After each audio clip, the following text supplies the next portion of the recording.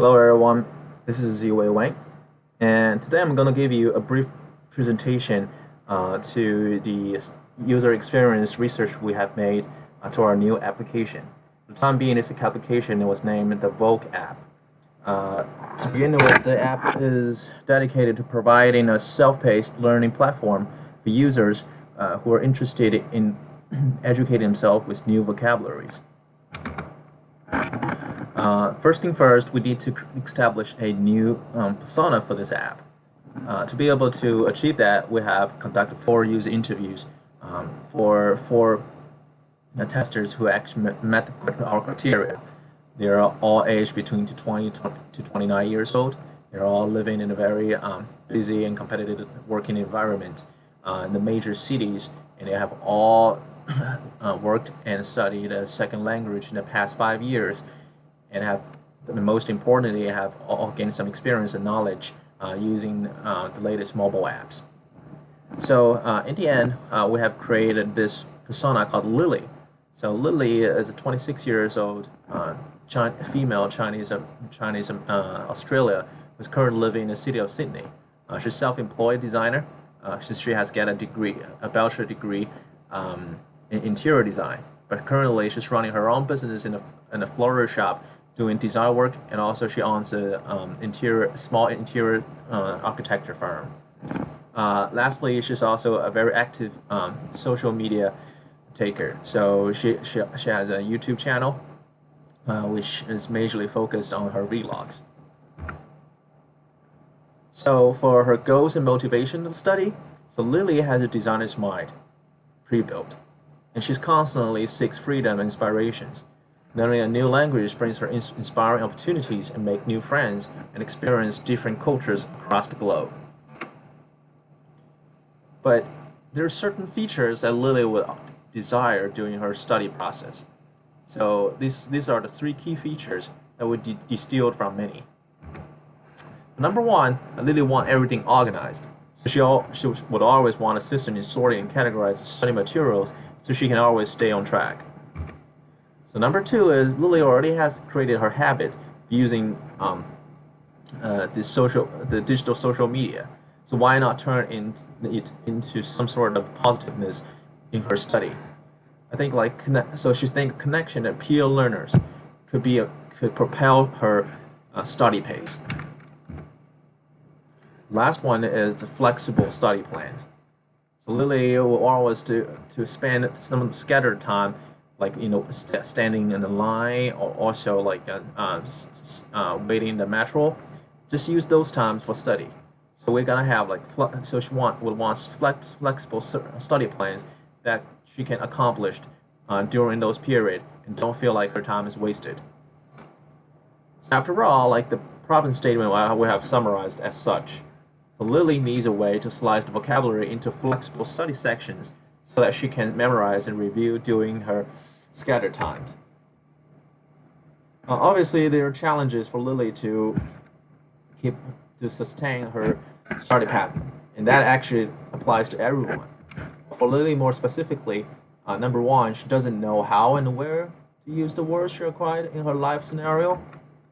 Number 2 is there's too much distractions when lighting up the phone, so she can be easily distracted by other functions or simply by other apps, so she cannot sustain a disciplined study routine. And number 3 is if there's absolutely no pressure or reward on her study, well, she can easily get deflated and abandon it.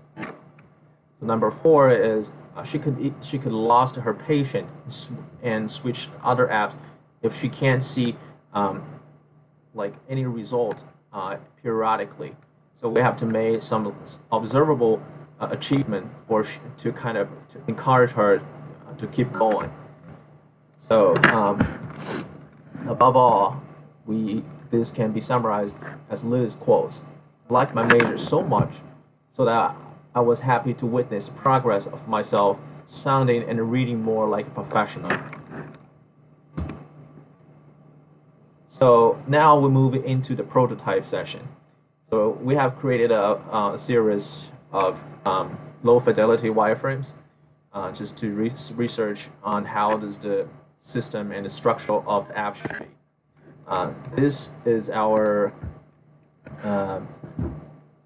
happens to be our the onboard splash screen, and it's pretty general with the icon VA, which is the vocal app, and the top for the returning user, and the later for the new user.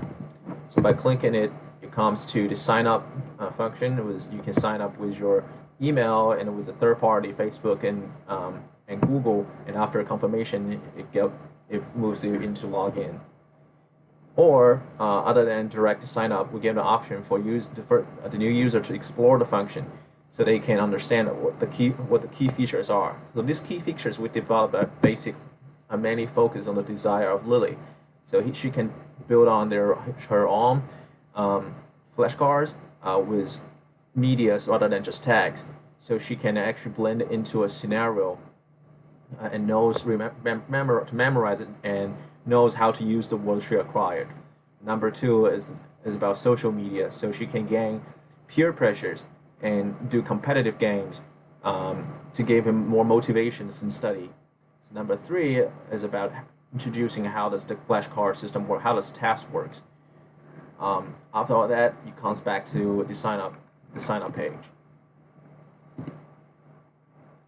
Second one is about like how does the old users log in after the boarding screen. You come back, and then you put in your username, password, pretty general, and it comes to the actual home screen.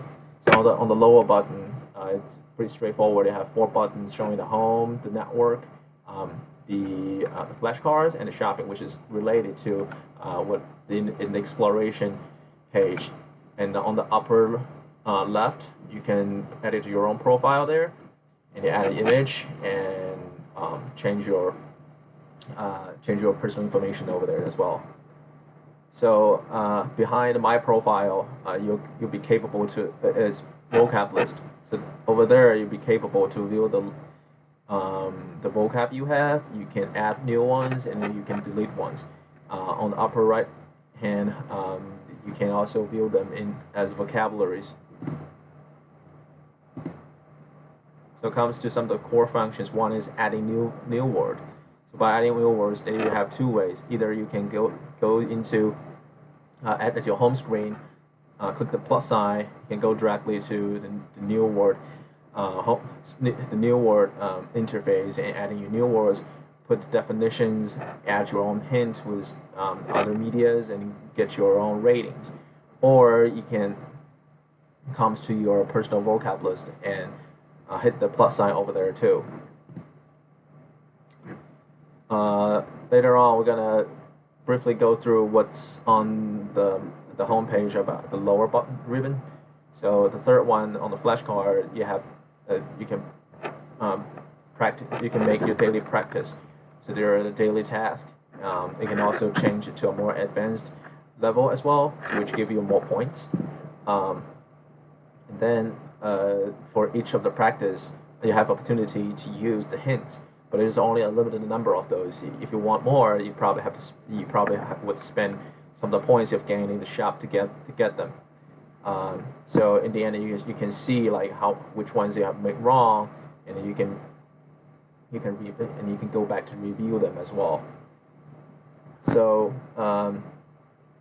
actually on the plus side there, you can do it wrong. You go home, you can run a fast review to see what you have, to see your practice history and see what is right and what's wrong. So the last one of it is about the shop. So as I have kind of mentioned before, that the hints is not unlimited. You have to buy it with the points. That's another way to encourage you to learn and gain points, and kind of like playing this game to sustain like the game was rolling. Yeah, so this is a pretty general like shopping turn. It's like what you want, and you go to your shopping cart and you check them out. But we have bring this up to 3 usability tests. So and ask them to perform a certain task and ask them to give your feedbacks. What do they think about this? So 4 direct tests were given, as well as 4 scenario tasks. The direct test is a pretty straightforward, basically matching what I have described in the prototype session. Log in and to log in to view your personal profile and to view your vocabulary list. The scenario task is a little bit more complicated, but not much.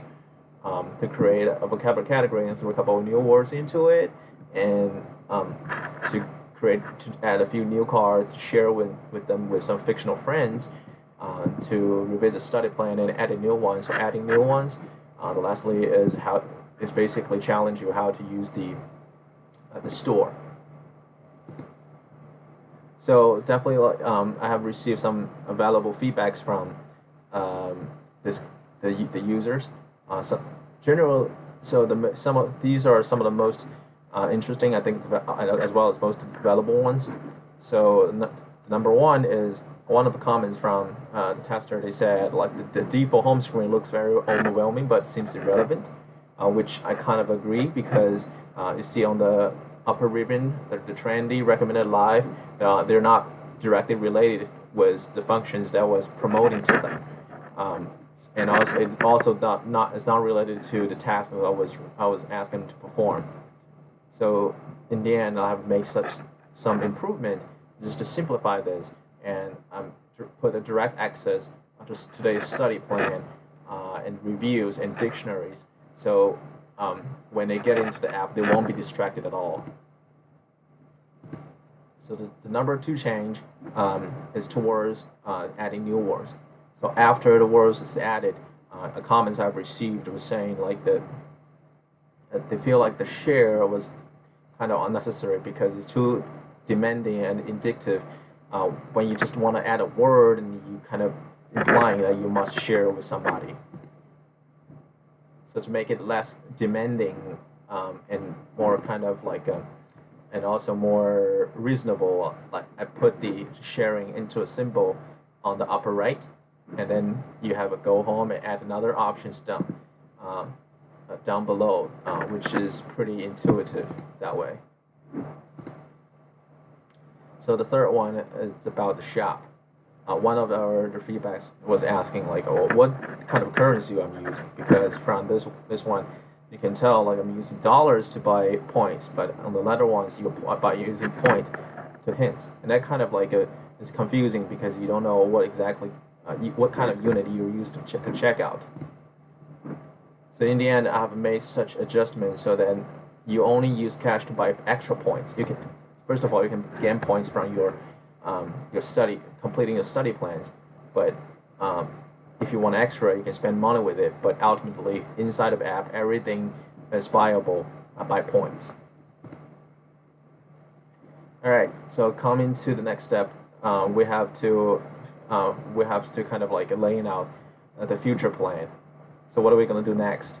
First of all, like we're going to need more wireframes to present more comprehensive prototype experience to the future usability test. So number two is we'll have to do some more research on the balance between fun and study and later on, because down the stretch, like we have to understand like what is the most important, because the app has to be both attractive and effective. So number three is we have to create a prototype with higher fidelity to test this and to study the outcome of a specific function. So now, like as everything is low fidelity, we probably missed a lot of like the testers ourselves has missed a lot of the important elements inside. So number four is we have to invite all stakeholders, perform and participate in design to seek fresh professional ideas. And lastly, we have to make investment into UI design. Okay, comes to the last one. We have to make a summarize. What have we learned? So one point is we find out the structure is pretty flat and is user friendly. So none of our users have made some major hinders in navigate around and to navigate around and get to a dead end. They all has completed the task pretty fluently. Number two is the fast access to core functions. So everything should be quick, fast, because imagine like Lilia's persona, she want to use her scatter time. You can't just she can't stay in there and be redirected multiple times. The third one is about the task point hint, task reward point. That's kind of a cycle. I got praised a lot by this, which people think is kind of is motivative, and it kind of encourages people to stay on the study. The last one is to have the capability to more customization. So there's a chance, like someday, I really want to, it's urgent to learn something. For example, like aiming for a task, she's capable of putting more intense study plans and also acquiring the vocabularies from packages inside of a store. But the cons we have realized are, first of all, the network function is kind of controversial because it's a different world. It's like the Pandora's box. You have to know where to start, where to end. How do they actually ties into your function without feeling too redundant? So number two is found out like many English native speakers feel like everyone should just speak English. So there should be a way that we attract more English people who can actually fluent speaking English to spend on this app, because the persona we have, Lily, she's bilingual, but so she knows like that the use of another language is very important. But how do we actually attract like the English only speakers to use this? Third is we should be able to unlock more functions which we don't have right now. But I think it's quite necessary, like for users to upgrade and then be motivated to explore more. So here's what I had. Thank you for listening to this presentation. If you have any questions, please let me know. Don't feel free to ask. So this is it. Thank you.